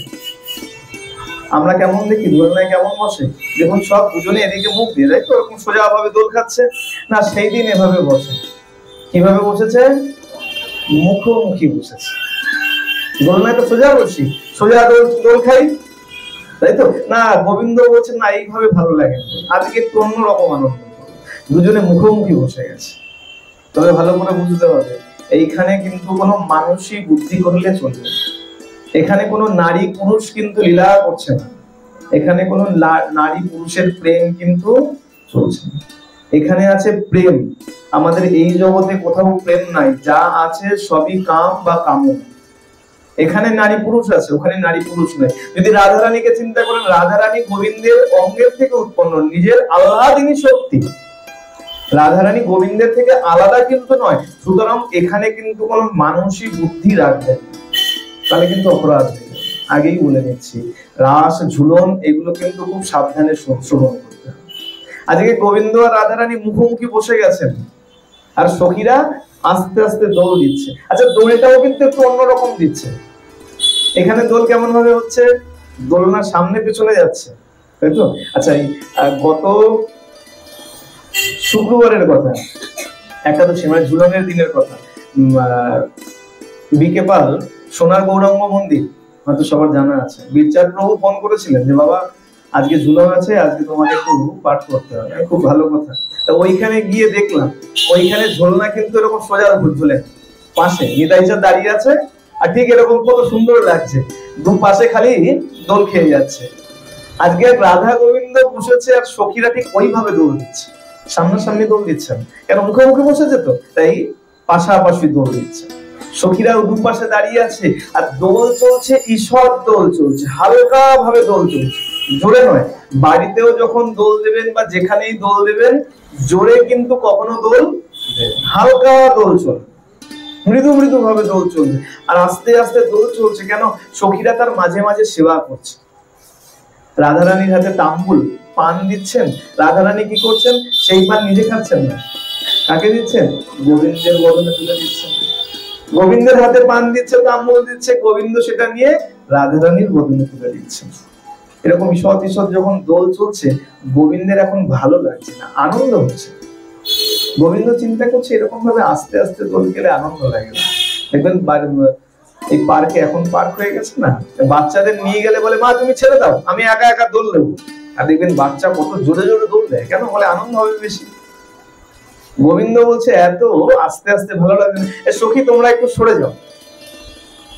কেন না, আমি একা একা দোল দেবো, আমরা সেই দোলের আনন্দ নেবো। বেশ, সখীরা একটু দূরে সরে গেছে। আর গোবিন্দ এখন কি করেছে, ওই একটা চরণ তো ঝুলছে, মুখোমুখি বসেছে, এক চরণ ঝুলছে, ওই এক চরণ দিয়ে মাটিতে আঘাত করে করে দোল দিতে শুরু করেছে। দোল দিচ্ছে, আর আস্তে আস্তে দোলের গতি বাড়তে শুরু করেছে। মৃদু মৃদু চলছিল, এখন আরো জোরে বাড়তে শুরু করেছে। আর এত তীব্র গতি হয়ে গেছে যে একটা পর্যায়ে এসে রাধারানীর ওই যে কদম গাছের দোল বাঁধানো ছিল, একদম পাতা পর্যন্ত রাধারানীর পিঠকে স্পর্শ করে যাচ্ছে। কত জোরে দোল চলছে চিন্তা করুন, একদম গাছের ডালপালা পর্যন্ত অঙ্গ স্পর্শ করে যাচ্ছে। আচ্ছা, তার মধ্যে আনন্দ হচ্ছে। কি আনন্দ, এই যখন এইভাবে দোল চলছে, এক সময় দেখা যাচ্ছে গোবিন্দ উপরে, রাধারানী নিচে, আবার এক সময় দেখা যাচ্ছে রাধারানী উপরে তো গোবিন্দ নিচে। এতে কি হচ্ছে, এতে আনন্দ হচ্ছে। কেমন আনন্দ, এই রাধারানীর গলায় যে মালা ঝুলছে, সেই মালাটা যখন রাধারানী ওপরে উঠে যাচ্ছে, ওই মালাটা গোবিন্দের চিবুক বক্ষ স্পর্শ করছে। আর যখন গোবিন্দ উপরে উঠে যাচ্ছে, তখন গোবিন্দের গলায় যে বৈজয়ন্তী মালা ঝুলছে, বনফুলের মালা ঝুলছে, সেই মালা রাধারানীর চিবুক বক্ষ স্পর্শ করছে। একে অপরের আনন্দ চলছে, দোল বাড়িয়ে চলেছে। যখন অত্যন্ত জোরে দোল চলেছে, রাধারানী এক পর্যায়ে এসে ভয় পেয়ে গেছে। এখন প্রশ্ন হতে পারে, সে কি, গোবিন্দের আল্লাদিনী শক্তি, রাধারানীর গোবিন্দ যে শক্তি নিয়ে শক্তিমান, আর সেই শক্তি যদি ভয় পেয়ে যায় তাহলে কি করে হয়? আর সেই শক্তি তো ভয় পাওয়ার কথা না। বলে না না, সে ভয় পায়নি। তাহলে ওই যে বললাম, বাচ্চার কথা প্রসঙ্গ বললাম, আপনি বাড়িতে গিয়ে যদি সোজা দরজার পিছনে বলেন এই তুই লুকিয়ে আছিস, তাহলে বাচ্চা আনন্দ পাবে। এখানেও ঠিক তাই, রাধারানী যদি ভয় না পায়, তাহলে এই রসের পুষ্টতা আসে না, পরিপূর্ণতা আসে না। তাই রাধারানী মনে হচ্ছে দেখে যেন ভয় পেয়ে গেছে। আর ভয় পেয়ে কি করেছেন, ভয় যখন খুব পেয়েছে মনে করছে, গোবিন্দ আস্তে আস্তে দোল যখন কমিয়েছে, রাধারানী গোবিন্দকে আলিঙ্গন করে নিয়েছে। আলিঙ্গন যখনই করে নিয়েছেন, গোবিন্দ এত প্রীত হয়েছেন, দোল তো ধীর করে দিয়েছেন, আর এত প্রীত হয়েছেন, এত আনন্দ পেয়েছেন, গোবিন্দ তখন আমাদের জন্য আশীর্বাদ করেছেন। কি আশীর্বাদ? যে ভক্তগণ, যে বা যারা, যে সকল ভক্তগণ আমাকে রাধারানীর সঙ্গে এইভাবে দোলনায় ঝুলাবে, তাকে আর দ্বিতীয় পুনর্জন্ম গ্রহণ করতে হবে না। বলিয়ে ভক্তবৎসল ভগবান কি, প্রেম সে বলো। গোবিন্দ কৃপা করলেন। এই কারণে বলা হয়, যখন ঝোলনা যেখানেই দেখবেন, এই ঝোলনা অন্তত একটু টানার চেষ্টা করবেন। হ্যাঁ, মনে কিন্তু কোন রকম বাজে চিন্তা করে দোলনা, বাজে কোনো চিন্তা করে দোলনা টানা যাবে না। সাত্বিক মনোভাব নিয়ে দোলনা টানতে হবে। গোবিন্দ আশীর্বাদ করলেন। আমরা এর আগেও শুনেছিলাম, দোলে চ দোল গোবিন্দ, চাপে চ মধুসূদন, রথে তু বামনং দৃষ্টা পুনর্জন্ম ন ভবেৎ। দোলে অর্থাৎ দোলনায় যদি গোবিন্দকে দর্শন করা যায়, চাপে মানে নৌকায় যদি গোবিন্দকে দর্শন করা যায়, আর রথে যদি ভগবানকে দর্শন করা যায়, তাহলে দ্বিতীয় পুনর্জন্ম আর হয়। কিন্তু সেই দর্শনের মধ্যে যেন ফারাক থাকে, সেই দর্শন যেন কোন রকম বাজে অভিসন্ধি মনের মধ্যে নিয়ে বা বাজে আহার গ্রহণ করে না, তাহলে পরেই ফল পাওয়া যাবে, নচেত ফল পাওয়া যাবে। এটা গেল এক দিবসের ঝুলন লীলা, নিত্য লীলা। এবার আরেক দিনের প্রসঙ্গে আসি, যে প্রসঙ্গ গত পর্বে আমরা শ্রবণ করেছি। আজকে গোবিন্দ আর রাধারানী নেই, মা ফাঁকা আছে। না না, সেবা দেওয়ার আগে এটা জানতে হবে, সেবা যখন হবে তখন অবশ্যই ঝুলন থেকে ভগবানকে নামিয়ে সেবা দিতে হয়। হ্যাঁ, ঝুলনে থাকা অবস্থায় সেবা দিতে হয়, ঠিক আছে? আসুন আমরা শ্রবণ করি আবার। কোথায় ছিলাম? আচ্ছা, রাধারানী আর গোবিন্দ আজকে কুঞ্জে বসে রয়েছে, কেন অপেক্ষা করছে? না ললিতা বিশাখা সবাই ডাকবে, তা তখন যাব, তারা তো দোলনা প্রস্তুত করছে, আমরা একটু অপেক্ষা করি। এখন গোবিন্দ বসে বসে বলে, দুষ্টু শিরোমণি তো, আর মাথা তো চুপচাপ ধীর স্থির থাকে না, সবসময় কিছু না কিছু বুদ্ধি তো চলছে, অনেক চাপও তো আছে। দেখুন, বলেও তো লাভ নেই, আমরা এক সংসার সামলাতে গিয়ে পাগল হয়ে যাই, আর তিনি অনন্ত কোটি ব্রহ্মাণ্ড একই সাথে চালাচ্ছে। চিন্তা করুন, তার মধ্যে আমাদের মতন কত ভ্যারাইটিস ভক্ত আছে, চাওয়ার তো শেষ নাই। হয়তো মাঝরাতে উঠেই চেয়ে বসলাম, স্বপ্নের মধ্যে চেয়ে বসছি, চিন্তা করুন তার মাথায় কত চিন্তা। এখন বসে বসে বুদ্ধি এটেছে, কি বুদ্ধি? বলছে, রাধারানী, রাধে, একটা কাজ করি, কি আমার আজকে খুব ইচ্ছা হয়েছে তোমাকে একটু সাজাবো। রাধারানী তো গোবিন্দকে মানা করতে পারেন না, গোবিন্দ যা ইচ্ছা আছে রাধারানী তাতেই সহমত। আচ্ছা বেশ, গোবিন্দ তোমার যখন ইচ্ছা হয়েছে সাজাও। এখন গোবিন্দ সাজাতে শুরু করেছে, কাকে? রাধারানীকে সাজাচ্ছে। চিন্তা করুন, যে আমাদেরকে বানিয়ে পাঠিয়েছে, আর তিনি আজকে নিজের হাতে রাধারানীকে সাজাতে বসেছে। কেমন স্কুলে সাজাই না বাচ্চাদেরকে, যেমন খুশি তেমন সাজো, সেজে সেজে চলে যাচ্ছে। আজকে গোবিন্দ রাধারানীকে সাজিয়েছে অবিকল নিজের মতো, কোথাও বোঝার উপায় নাই যে কোনটা গোবিন্দ কোনটা রাধা। এদিকে ললিতা বিশাখাদি সব সখীরা ঝুলনা প্রস্তুত করে নিয়েছে, দোলনা প্রস্তুত হয়ে গেছে, চিন্তা করছে এখনো রাধারানী আসছে না কেন। রাধেকে তো বলেছি সময় মতো চলে আসতে, গোবিন্দকে সঙ্গে নিয়ে রাধে এখনো কেন আসছে না? সব সখীরা বলছে, চল একবার আমরা দেখে আসি, আমরাই নিয়ে আসি, চল।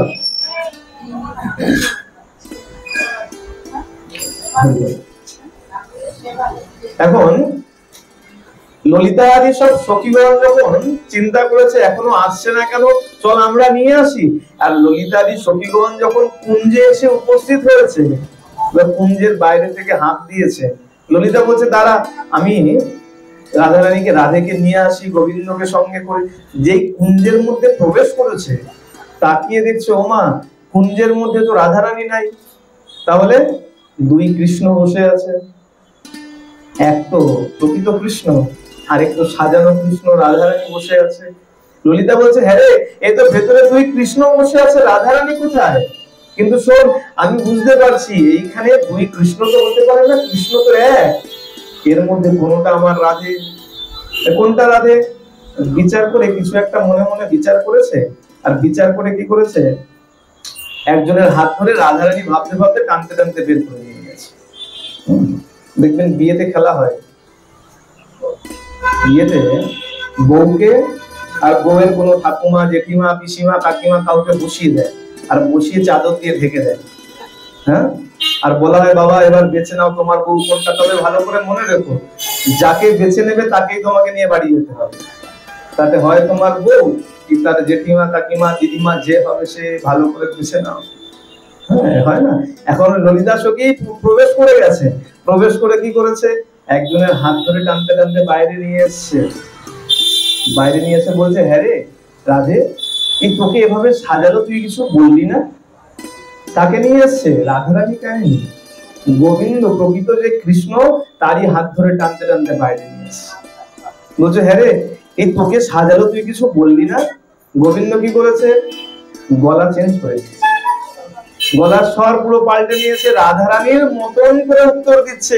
বলে, সখী এই প্রাণ সখা যখন আমাকে সাজিয়েছে আমি সেখানে কি বলতে পারি? এখন আরেক সখী বলছে যে, হ্যাঁ রে, এখন সবাই কি করেছে, যখন বাইরে এসছে সবাই এখন রাধারানী মনে করে যে রাধারানীকে কৃষ্ণ সাজিয়েছে, সবাই এখন গায়ে হেলান নিয়ে দাঁড়িয়ে দাঁড়িয়ে কথা বলে, নিজেদের সখী নিজেদের মতন করে একদম টেনে কাছে নিয়ে কথা বলছে। বলে, হ্যাঁ রে সখী, এই তোর সর্বাঙ্গ এমন শক্ত হয়ে গেল কিভাবে? রাধারানী তো কোমলাঙ্গী, হ্যাঁ, গোবিন্দের থেকেও অত্যন্ত বেশি কোমল। এক সখী বলছে, তোর সর্বাঙ্গ এমন শক্ত হয়ে গেল কিভাবে, কঠোর হয়ে গেল কিভাবে? রাধারানী বলছে, দেখ, গোবিন্দ এখন রাধার গলা নকল করে উত্তর দিচ্ছে। বলে, দেখ সখী, এই সখা কি করেছে, আমাকে কিছু মন্ত্রপুত জল আমার সারা গায়ে ছিটিয়ে দিয়েছে, আর আমার রূপের পরিবর্তন হয়ে গেছে, আমি সখার মতন হয়ে গেছি, আমারও সর্বাঙ্গ শক্ত হয়ে গেছে।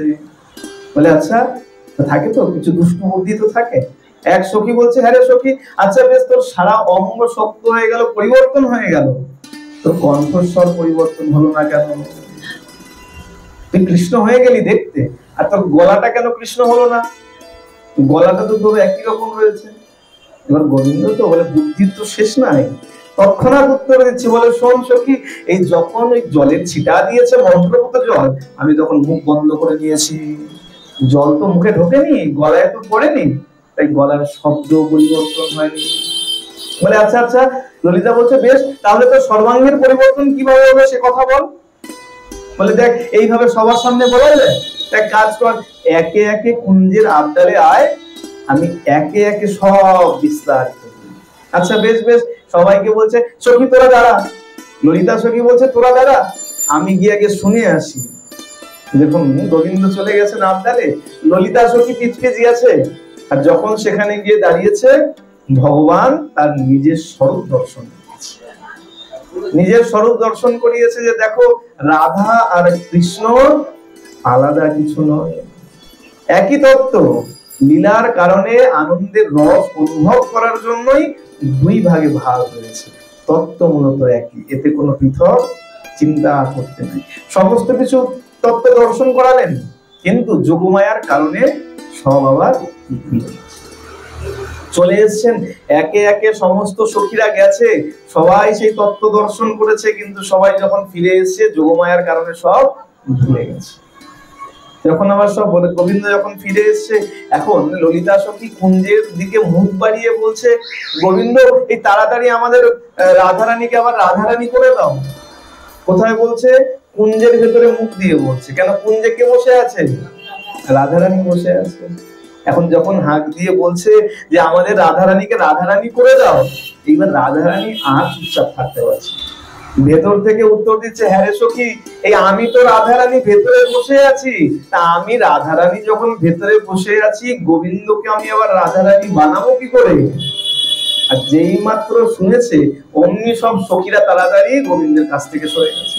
এতক্ষণ কিভাবে দাঁড়িয়েছিল? গায়ে গা দিয়ে হেলান দিয়ে দাঁড়িয়েছিল। কেন? বিচার করেছে এই আমাদের রাধারানী। সবাই একদম গায়ের মধ্যে হেলান দিয়ে দাঁড়িয়ে কথা বলছে। আর যেই শুনেছে না এ রাধারানী নয়, এ দুষ্টের শিরোমণি কানু, অমনি তাড়াতাড়ি তার সঙ্গ ছেড়ে দিয়েছে। আচ্ছা আচ্ছা বেশ, তুমি এতক্ষণ আমাদের সঙ্গে খুব রসিকতা করলে। আচ্ছা আচ্ছা দেখো প্রাণনাথ, এখন আর এত বিলম্ব করো না, আমাদের রাধারানীকে আবার আগের মতন করে দাও। বিলম্ব হচ্ছে, ঝুলনের বিলম্ব হচ্ছে। বেশ যখনই বলেছে কি করেছে, তাড়াতাড়ি আবার সেই রাধারানীর সমস্ত বেশভূষা পরিবর্তন করে আবার রাধা ভাবে তাকে সাজানো হয়েছে। প্রেম সে বলো।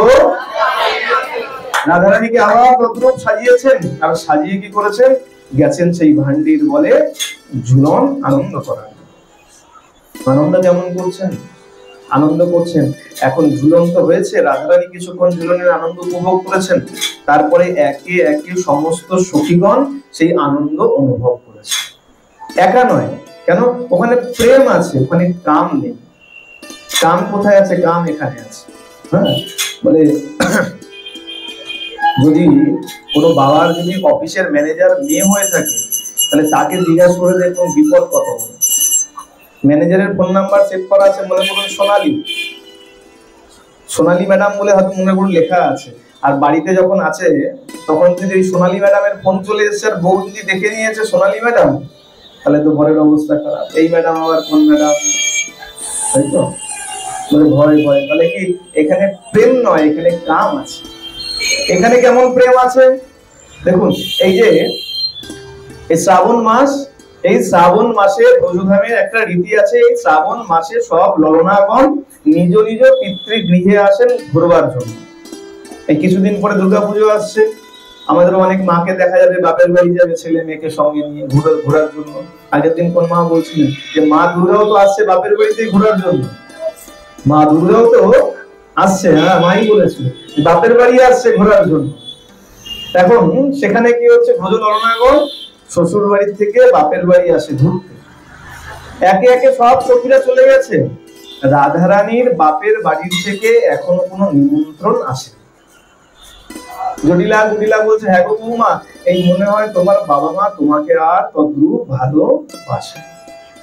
বলে কেন, বলে দেখো সবার বাড়ি থেকে নিমন্ত্রণ এসছে, ভাই দাদা বাবা এসে নিয়ে গেছে, আর তোমার তো নিমন্ত্রণও আসেনি, আর তোমাকে কেউ নিতেও আসলো না। তখন রাধারানী কি বলবে, মনে মনে দুঃখ পায়, বসে থাকে। হঠাৎ একদিন কি হয়েছে, এক সখী দৌড়ে এসে বলে দিয়েছে, সখী সখী তাড়াতাড়ি দেখ তোর দাদা এসছে। দাদার নাম কি, আগের দিন বলেছি না, সুদাম, শ্রীদামা। সুদাম বললে কি হবে, সুদামা সুদামা মনে হয় কৃষ্ণ ভক্ত সুদামা, না সেটা নয়, শ্রীদামা, ঠিক আছে। তো শ্রীদামা যেই এসছেন, রাধারানী ছুটে বাইরে এসছেন, দেখছে সত্য সত্যই দাদা এসছে, আর হাতে অনেক অনেক উপঢৌকন, অনেক উপহার নিয়ে এসছে।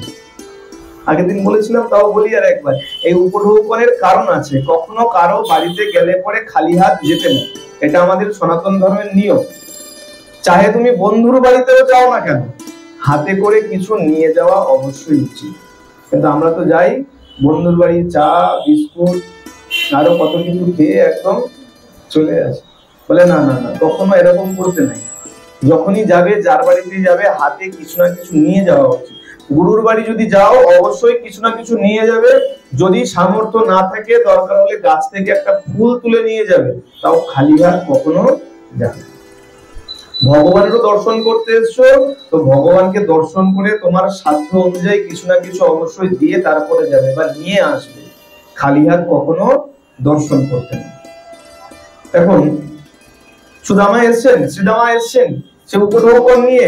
রাধারানী বলছেন, দেখ এক কাজ কর, আগে আমার শাশুড়ি মাকে তাড়াতাড়ি দে। যে উপহারটা শাশুড়ি মার জন্য, আগে শাশুড়ি মাকে দে। কেন, শাশুড়ি মা অনেকদিন থেকেই বলছে তোমার বাবা মা মনে হয় আর তোমাকে ভালোবাসে না, এখনো না নিমন্ত্রণ আসলো, না তো কেউ নিতে আসলো, তা মনে মনে একটু ক্ষুণ্ণ আছে। তা শাশুড়ি মাকে এক উপহারটা দে, তাহলে তুষ্ট হবে, ভালো হবে। সুদামা কি করেছেন, সত্য সত্যই আগে আগে গিয়ে তার শাশুড়িকে সে উপঢৌকন ধরিয়ে দিয়েছে। শাশুড়ি মায়ের নাম কি, জটিলা, আর ননদিনীর নাম কুটিলা। একে একে যে উপহার দিয়েছে, শাশুড়ি মা যেই উপহার পেয়েছে ঘরে চলে গেছে। কাপড় দিয়েছে তো, শাড়ি কাপড় গিয়ে একটুখানি, এখন হয় না দেখবেন মলে যাই, বলে ট্রায়াল রুম আছে, একটু ট্রায়াল দিয়ে দেখে নিই কিরকম লাগছে। শাশুড়ি মা সোজা ঘরে চলে গেছে, কেন, ট্রায়াল দিয়ে দেখার জন্য কেমন লাগছে। ছুটে এসে বলছে, হ্যাঁ রে কুটিলা, দেখ দেখ কত সুন্দর পোশাক এনেছে। আর ততক্ষণে কুটিলা তার নিজের উপহার নিয়ে খুলে দেখা হয়ে গেছে, বলে দেখো মা, আমাকেও কত সুন্দর পোশাক দিয়েছে। দুজনে এত খুশি হয়েছে। এখন শাশুড়ি একবার আর ননদ একবার বলছে, বৌদি দেরি করো না, হ্যাঁ বৌমা, তুমি আর দেরি করো না, তাড়াতাড়ি প্রস্তুত হয়ে নাও, কালকে সকাল হতেই দাদার সঙ্গে বেরিয়ে যেও। দাদা তো নিতে এসছে, আগেও নিয়ম ছিল, এখন তো আর নিয়মের বালাই নাই। বউয়ের সাথে যদি আজকে বাড়িতে গিয়ে ঝগড়া হয় তো সোজা দেখা যাবে রাত্রবেলায় নাকি নেই, বাপের বাড়ি চলে গেল। রইল তোমার সংসার, চললাম আমি বাপের বাড়ি, তুমি তোমার সংসার সামলাও। আগে নিমন্ত্রণ না আসলে কিন্তু বাপের বাড়ি, শ্বশুর বাড়ি থেকে বাপের বাড়ি যেতে গেলে নিমন্ত্রণ আসতো, তারপরে গৃহবধূ বাপের বাড়ি। এখন যখন এসছে বলছে তাড়াতাড়ি প্রস্তুত হয়ে নাও, আগামীকাল সকাল হতেই তুমি রওনা হয়ে যাও। আর যথারীতি সেই কথা মতন কি করেছেন, সকাল হতেই দাদাকে সঙ্গে নিয়ে রওনা হয়ে গেছে। আর রওনা হয়ে এদিকে বৃষভানু রাজা তা খুব সুন্দর করে সমস্ত অট্টালিকা সাজিয়ে রেখেছে। রাধারানী আসবে, ফিরছে, ঘরের মেয়ে আসছে, এখন কদিন পরে আমাদেরও ঘরের মেয়ে মা ফিরে আসবে, চারিদিক সাজো সাজো রং হয়ে যাবে। আর কিছুদিন গেলেই দেখা যাবে যে চারিদিক একদম সাজতে শুরু করে গেছে। এখন দাদাকে সঙ্গে নিয়ে যখন ফিরে এসছে, বাকি সখীরাও তো চলে এসছে। সখীরা কি করেছে, সেই দোলনা প্রস্তুত করে রেখেছে। রাধারানী এক দোলনায় এসে উঠে বসে দোল খাচ্ছে, আর এদিকে দুষ্টের শিরোমণি কানু সংবাদ পেয়ে গেছে রাধারানী চলে এসছে। গোবিন্দ কি করেছে, পেছন থেকে এসে ওই যে দোলনায় রাধারানী বসে বসে দোল খাচ্ছিল, হঠাৎ করে পেছন থেকে এসে জোরে দোল দিয়ে দিয়েছে। আর যেই জোরে দোল দিয়ে দিয়েছে, রাধারানী এখন পুরো ভীত হয়ে গেছে। কেন, লীলা পুষ্ট হবে না, তাই ভয় পেয়ে গেছেন। এমন ভয় পেয়েছেন, রাধারানী চিৎকার করে উঠেছেন, হে প্রাণনাথ রক্ষা করো, কৃষ্ণ রক্ষা করো, গোবিন্দ রক্ষা করো। কেন, রাধারানী তো গোবিন্দ ছাড়া কিছু চেনে না, রাধারানী গোবিন্দ ছাড়া কিছু শোনে না, রাধারানী গোবিন্দ ছাড়া কিছু বলে না, না তো রাধারানী গোবিন্দ ছাড়া কিছু চিন্তন পর্যন্ত করে। তাই কি হয়েছে, যেই ভয় পেয়েছে উনি চিৎকার করে উঠেছে, গোবিন্দ রক্ষা করো। বলে যে রক্ষা করবে সেই তো ধাক্কা দিয়েছে, আর যেই বলেছে গোবিন্দ রক্ষা করো,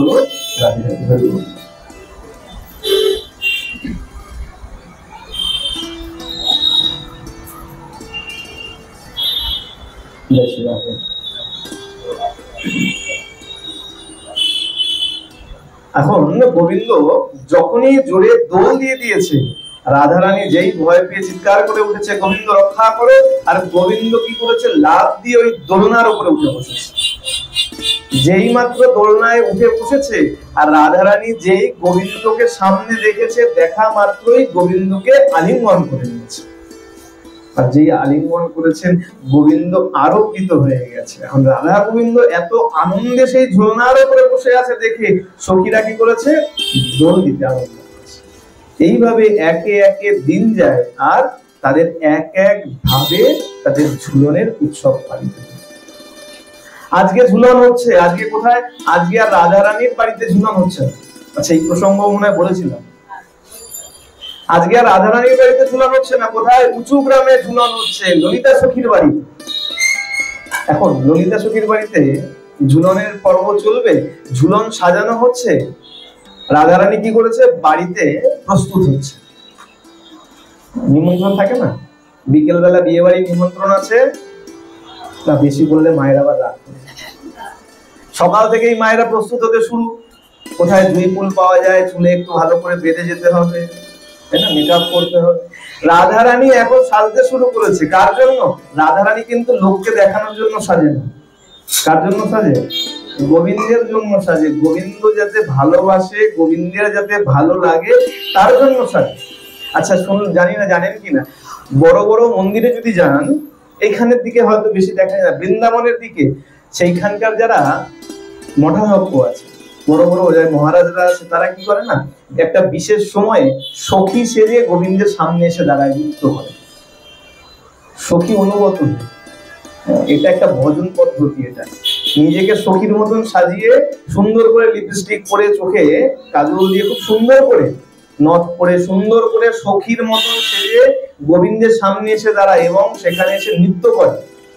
এটা একটা ভজন পদ্ধতি, এবং এটা বিশেষ ভজন পদ্ধতি, এটা সবার জন্য নয়। এখন রাধারানী সাজতে শুরু করেছে, কেন, ওই ঝুলনায় ঝুলতে যেতে হবে ললিতা সখীর বাড়িতে, উঁচু গ্রামে। এদিকে সব তো প্রস্তুত হচ্ছে। আচ্ছা, এর আগে গোবিন্দ একবার রাধারানীকে সাবধান করে দিয়েছেন, যে রাধে খুব সাবধান, দেখো আমার এক ভক্ত আছে, নাম তার নারদ। বলে হ্যাঁ প্রভু, তাকে তো চিনি, সে তোমার অত্যন্ত প্রিয় ভক্ত, খুব ভালো ভক্ত। বলে ভালো একদম বলবো না, যেখানে যা অঘটন দেখে, যেখানে একটু আগুন দেখলো তো সেখানে ফু দিয়ে আগুনটাকে বাড়িয়ে দিয়ে আসে, কমায় তো না, খুব সাবধান নারদের থেকে। এখন গোবিন্দ যখন বলেছে সাবধান, রাধারানী বলছে না না আমি জানি খুব ভালো নারদ। বলে বেশ, তোমাকে সাবধান করার কথা আমি সাবধান করে দিলাম, বাকিটা বুঝে নিন। আজকে যখন সেখানে প্রস্তুতি চলছে ললিতা সখীর বাড়িতে, গোবিন্দ সেখানে উপস্থিত আছে, গোবিন্দ উপস্থিত রয়েছে, আর হঠাৎ গোবিন্দ এক দোলনার উপরে বসে রয়েছে, ঈষৎ ঈষৎ দোল খাচ্ছে, আর নারদ সেই সময় গিয়ে উপস্থিত হয়েছে। সে কি প্রভু, এই একা একা তুমি দোলনায় দোল খাচ্ছ, এই একা একা দোল খেলে ভালো লাগে, এক কাজ করো ললিতাকে একটু পাশে বসিয়ে নাও। ললিতা বলছে না না না, এই দোলনা যে প্রস্তুত করেছি আমাদের জন্য নয়। এই দোলনা কেন, এই দোলনাতে রাধারানীকে গোবিন্দের পাশে বসিয়ে দোল খাওয়াবো, এই আনন্দ নেবার জন্য করেছি, আমি চড়বার জন্য নয়। নারদ বলছে দেখুন প্রভু, এই সারা সকাল থেকে প্রস্তুত করেছে, একটু এখনো তো রাধারানী আসেন নাই, একটু যদি ললিতাকে নিয়ে দোল খেয়ে নেন তাহলে কি অসুবিধা হয়, একা একা দোল খাচ্ছেন একটুখানি। যখন নারদ অনেক জোড়াজুড়ি করেছে, ললিতা সখীর ইচ্ছা নাই উঠবার, অনেক যখন জোড়াজুড়ি করেছে ললিতা সখী বাধ্য হয়ে উঠে গেছে। যেই উঠে গেছে দোল খেতে শুরু করেছে, সব সখীরা দোল খাচ্ছে, দোল দিচ্ছে, আর যখন এই কার্য চলছে নারদ মানে মানে কেটে পড়েছে, কাজ শেষ কেটে পড়ো, তাই না? বলে বিয়ে বাড়ি গেলাম, ততক্ষণই ঠিক আছে যতক্ষণ খাওয়া না হয়, খাওয়া হয়ে গেছে মানে মানে কেটে পড়ো, আর থেকে লাগ নাই। নারদ এসেছিল আগুন লাগাতে, মানে আগুন লাগানো হয়ে গেছে, চলে পড়ো। এবার যেতে শুরু করেছো, কোন দিকে যাচ্ছে? বলে এত পথ আছে, তুমি বৈকুণ্ঠে চলে যাও। বলে না না, বৈকুণ্ঠে গেলে পরে হবে না। কেন? বলে এখানে আগুন লাগিয়েছে, আরেক জায়গা বাকি আছে। কোথায় যাচ্ছে? রাধারানী যে পথ দিয়ে আসছে ললিতা সখীর বাড়িতে, সেই পথ দিয়ে নারদ চলেছে। নারায়ণ নারায়ণ করতে করতে করতে করতে যেই রাধারানীকে দেখেছেন, বলছে সে কি শ্রীমতী, আপনি কোথায় চললেন? বলে না, আজকে উঁচু গ্রামে ললিতা সখীর বাড়িতে ঝুলন প্রস্তুত হয়েছে, আজকে ওখানে ঝুলনের আনন্দ হবে। বলে আপনি গিয়ে আর কি করবেন? বলে কেন? যাবো ওখানে ঝুলনের আনন্দ করবো। বলে আপনি আর গিয়ে কি করবেন? আমি তো দেখে আসলাম সেখানে ঝুলনের আনন্দ ইতিমধ্যে আরম্ভ হয়ে গেছে। ললিতা গোবিন্দের পাশে বসে, প্রভুর পাশে বসে সেখানে দোল খাচ্ছে। রাধারানী যেই মাত্র শুনেছে, রাধারানীর এখন মান হয়ে গেছে। আচ্ছা, এটা কিন্তু কোনো কাম বশত নয়। কেন হলো? যে আমি এখনো প্রস্তুত হলাম না, আমি এখনো পৌঁছালাম না, আর তার আগেই ঝুলন আরম্ভ হয়ে গেল। ললিতা সখী উঠেছে বলে কিন্তু কোনো রাগ নেই, এইরকম নয় যে না ললিতা কেন উঠেছে তার জন্য, না না না, তার জন্য নয়। এখন যখন গেছেন, গিয়ে কি করেছেন? এখন মনে দুঃখে দুঃখে গেছেন, গিয়ে দূর থেকে দেখেছেন সত্য সত্যই তো দোলনা সেখানে দুলছে, সব সখীরা দোল দিচ্ছে। মনে মনে বুঝতে পারলেন যে না, নারদ তো সত্য কথাই বলেছে, নারদ আমার হিতাকাঙ্ক্ষী, ভালোই বলেছে। মনে মনে অভিমান করে চলে এসছে। ললিতা সখী বলছে সে কি গোবিন্দ, রাধারানী এখনো কেন আসছে না? আমাদের রাজে তো এত দেরি করে না, এখনো কেন আসছে না? গোবিন্দ তো অন্তর্যামী, তিনি তো সবই জানেন। বলছে চলো তাহলে একটু খুঁজে দেখি কোথায় গেল। এসছেন, সব জায়গায় খুঁজেছেন, কিন্তু কোথাও পাচ্ছেন। গোবিন্দ কি করেছেন? সবাইকে নিয়ে যেইখানে রাধারানী মান করে বসে আছেন সেইখানে গিয়ে উপস্থিত হয়েছে। আর এই যেইখানে রাধারানী মান করে বসেছিলেন সেই জায়গাটার নাম হলো মানগড় পাহাড়। যে পাহাড় আমরা দর্শন করতে যাই, মানগড় পাহাড়, সেটাই সেইখানে রাধারানী মান করে বসেছিলেন। গোবিন্দ গিয়ে বলছে সে কি রাধে, তুমি এখানে এভাবে বসে কেন? এত মান কিসের, মান করে বসে আছো? না গোবিন্দ, আমি তো ঝুলনে যাবো ভেবেছিলাম, কিন্তু সেখানে তো শুনলাম যে আমি যাওয়ার আগেই সেখানে ঝুলনের সব প্রস্তুতি হয়ে গেছে, ঝুলন শুরু হয়ে গেছে। আমি আর গিয়ে কি করব? তাই আমি আর যাইনি। আচ্ছা রাধে, তুমি যে যাওনি, তুমি জানলে কি করে সেখানে ঝুলন প্রস্তুত হয়ে গেছে, ঝুলনা শুরু হয়ে গেছে? বলে কেন? এই সময় মতো যদি নারদ এসে আমাকে না জানাতো, আমি তো জানতেই পারতাম না। বলে শোনো, আমি তো তোমাকে আগেই সাবধান করেছিলাম যে নারদের থেকে কিন্তু খুব সাবধান। যখন সব ঘটনা শুনলেন, বলে শোনো, নারদ আমাদের মধ্যে কোন রকম বিরহ জাগানোর জন্য নয়, আমাদের এই প্রেমকে আরো মধুর করার জন্যই সে এই ঘটনা ঘটিয়েছে। বলে প্রেমের মধ্যে, প্রকৃত প্রেমের মধ্যে যদি বিরহ না আসে, বিচ্ছেদ না আসে, তাহলে সেই প্রেম আরো গাঢ় হয় না, আরো মধুর হয় না। এই কারণেই নারদকে নিয়ে কিন্তু কোন রকম মনে কিছু বিদ্বেষ রেখো না। নারদ আমাদের প্রেমকে আরো গাঢ় করবার জন্যই এই লীলা করেছে। চলো চলো তাড়াতাড়ি চলো, আমরা আবার প্রস্তুতি নেই, আবার আরম্ভ হোক। রাধারানী গিয়েছেন, রাধারানী কিছুক্ষণ ঝুল খেয়েছেন। দোলনায় চড়ার পর রাধারানী নেমে এসে ললিতা, বিশাখা সবাইকে বলছে, যা সখী তোরা এবার যা, একে একে তোরাও ঝুলনের আনন্দ গ্রহণ কর। এটা হলো প্রেম। রাধারানী কিন্তু বলেননি যে না গোবিন্দ আমার, তোরা কেউ চলবি না। কি বললেন? নেমে আসলেন, সখীদের বলতে, যা সখী তোরা এবার ঝুলনের আনন্দ নে। একে একে ললিতা, বিশাখা আদি সব সখী একে একে ঝুলনের আনন্দ নিয়েছে। শুধু তাই নয়, সেখানে যোগমায়ার কৃপায়, যোগমায়ার বলে কি হয়েছে, আরো হাজারো হাজারো ঝুলনার প্রস্তুত হয়েছে, হাজারো হাজারো দোলনা সেখানে। কেন? আরো হাজারো হাজারো সখী রয়েছে, তারা ঝুলনের আনন্দ নেন। কিন্তু এইবার আনন্দ নিচ্ছে একটু অন্যভাবে। কিভাবে? এক এক ঝুলনায় দুই দুই সখী, এক এক কৃষ্ণ। রাসের কথা মনে পড়ছে তো? এক এক সখীর কাছে এক এক কৃষ্ণ। এমন নয় যে এক সখী দাঁড়িয়ে আছে, সব সখী দাঁড়িয়ে আছে আর মাঝখানে কৃষ্ণ একা, তাই নয়। এক এক সখী তো এক এক কৃষ্ণ। ঠিক আজকেও তাই হচ্ছে, এক এক ঝুলনা দুই দুই সখী, এক এক কৃষ্ণ। কিভাবে বসেছে? ঝুলনায় দুদিকে দুই সখী বসেছে আর মাঝখানে আমার গোবিন্দ বসে গেছে। বলে এতে তো আনন্দ হয় না। আচ্ছা চিন্তা করুন, এখন আমি এখানে বসে আছি, মাদেরকে বাবাদেরকে আমি দেখতে পাচ্ছি, আপনারা আমাকে দেখতে পাচ্ছেন, কিন্তু পেছনে যদি কেউ থাকে, সে আমাকে পেছন দিক থেকে দেখতে পাচ্ছে, আমি তো দেখতে পাচ্ছি। আর আমি যদি দেখতে না পারি, সে কাঁদছে না হাসছে, আমি তো বুঝতে পারবো না। আনন্দ হবে কিভাবে? যদি দেখতেই না পারলাম, আনন্দ কিভাবে হবে? বলেন না, এখানেও কিন্তু এক ঘটনা ঘটেছে। কি ঘটনা? যোগমায়া কি করেছেন, এই সমস্ত রচনাকে নিজের মতন সাজিয়েছেন। কিভাবে সাজিয়েছেন? গোবিন্দ মাঝখানে বসে আছেন ঠিকই, কিন্তু দুই সখী দেখতে পাচ্ছে, দুজনের দিকে তাকিয়ে আছে। গোবিন্দ মাঝখানে আছে, কিন্তু দুই সখী মুখোমুখি বসে আছে, কিন্তু দুজনেই দেখতে পাচ্ছে আমার প্রাণ গোবিন্দ দুজনের দিকে তাকিয়ে বসে আছে। চিন্তা করুন, যোগমায়ার কেমন রচনা! তিনি তো মহামায়া, আমাদেরকে সব একদম মায়ার মধ্যে ফেলে রেখে দিয়েছে। তার কিনা অসম্ভব। আর গোবিন্দ যেমন চান তেমন তো তিনি প্রস্তুত করে দেন। গোবিন্দ চেয়েছেন যে আমি দুই সখী দুদিকে, মাঝখানে আমি লীলা করবো। যোগমায়াও তেমন রচনা করে দিয়েছেন, মাঝখানে বসে থেকে দুই সখী দর্শন করছে আর সেইভাবেই ওই ঝুলনের আনন্দ গ্রহণ করছে। এইভাবে দেখতে দেখতে এক এক দিনে গোবিন্দ এক এক ভাবে এই ঝুলনের আনন্দ গ্রহণ করেন। বলিয়ে ভক্তবৎসল ভগবান কি, ঝুলন মহোৎসব কি। এইভাবে ভগবান ঝুলন করলেন, আর করতে করতে আজকে একদম অন্তিম পর্বে এসে পৌঁছেছে। আজকে আমাদের ঝুলনের বিশ্রাম। এখান থেকেও ভগবানকে এখনো বসানো আছে, যে এখনো টানতে পারেননি তারা অবশ্যই ঝুলনের দড়ি এইবারের মতো অন্তত শেষবার, তাইতো? বলে দেখো বাবা, কেউ বলতে পারি না কালকের সকালের সূর্য দেখবো কি দেখবো না, হ্যাঁ কেউ বলতে পারি না, কোনো গ্যারান্টি নেই।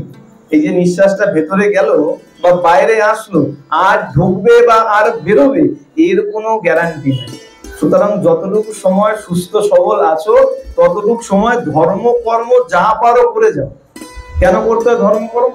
শ্রীল প্রভুপাদকে এক ভক্ত প্রশ্ন করেছে, একদম সংক্ষেপে বলে বিশ্রাম দিয়ে দেবো। এক ভক্ত জিজ্ঞাসা করেছে, আচ্ছা প্রভুপাদ, এই আপনি এত ধর্মকর্ম করছেন, আনন্দ কিছু করেন না? বলে আচ্ছা তোমরা কি আনন্দ করো?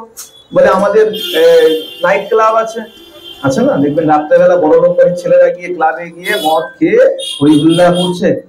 বলে এই আমাদের কত আনন্দ আছে, সবার সঙ্গে আনন্দ করি, নাইট ক্লাবে যাই, কত আনন্দ আছে। আচ্ছা প্রভুপাদকে জিজ্ঞাসা করছে, ভালো করে শুনবেন, প্রভুপাদকে জিজ্ঞাসা করছে যে যদি আপনি মারা যাওয়ার পর দেখেন যে সেইখানে ভগবান বলে কিছু নাই, কৃষ্ণ বলে কিছু নাই, কেউ দাঁড়িয়ে নাই কৃষ্ণ বলে, আমরা সবাই কি বিচার করছি? আমরা যখন মারা যাব গোবিন্দ থাকবে, গোবিন্দ আমাদেরকে পার করবে। তো প্রভুপাদকে জিজ্ঞাসা করছে, আপনি মারা গেলে যদি গিয়ে দেখেন ওই পারে ভগবান বলে কিছু নাই, গোবিন্দ বলে কেউ নাই, আপনার তো সমস্ত জীবনটাই মাটি হয়ে গেল, কত আনন্দ করতে পারতেন না, কত আনন্দ করতে পারতেন, কত ভাবে সব মাটি হয়ে গেল। প্রভুপাদ পাল্টা উত্তর জিজ্ঞাসা করেছেন। প্রভুপাদ কি জিজ্ঞাসা করেছেন? আচ্ছা বেশ বুঝলাম, আমার উত্তর পরে দিচ্ছি, আমি একটা প্রশ্ন করি আপনাকে। ওই ব্যক্তিকে প্রশ্ন করেছে, কি প্রশ্ন? বলে আচ্ছা বেশ, আপনি মারা যাওয়ার পর যদি গিয়ে দেখেন যে সেইখানে ভগবান বলে কেউ দাঁড়িয়ে আছে, আমার প্রাণ গোবিন্দ সেখানে দাঁড়িয়ে আছে, আপনি কি উত্তর দেবেন? আমি বুঝলাম যে আমার ভগবান নেই, আমি মারা গেলাম, আমি সারা জীবন কোনো আনন্দ উপভোগ করিনি, কোনো আমোদ প্রমোদ করিনি, বুঝলাম, তার উত্তর পরে দেবো। আগে আপনি বলুন, আপনি যদি মারা যান আর যদি গিয়ে দেখেন সেখানে আমার ভগবান দাঁড়িয়ে আছে, প্রাণ গোবিন্দ দাঁড়িয়ে আছে, আপনি তার কাছে গিয়ে কি উত্তর দেবেন? সারা জীবন যে এত অনাচার করেছেন, এই যে আনন্দরূপী যে অনাচার করেছেন, তার জবাব আপনি সেখানে গিয়ে কি দেবেন? আমি বুঝলাম যে সেখানে গোবিন্দ নাই, ভগবান নাই, তাও সারাটা জীবন তো আমি ভালোভাবে কাটালাম, আনন্দ করতে গিয়ে কারো তো মনে কোনো আঘাত দেয়নি, বা কারোর কাছে নিজের মান সম্মান তো ছোট করিনি। এ কারণেই বলে যতটা সময় পারবে নিজের ধর্মে থেকে যাও, ধর্ম করে যাও, ধর্মের বাইরে কখনো কিছু করো না। অধর্ম না তো নিজে করো, না তো নিজের সন্তানকে কখনো। এইভাবে ভগবানের এই নিত্য লীলার আজকে এখানেই এই ঝুলন মহোৎসবের কথা প্রসঙ্গ এখানেই বিশ্রাম দিচ্ছি।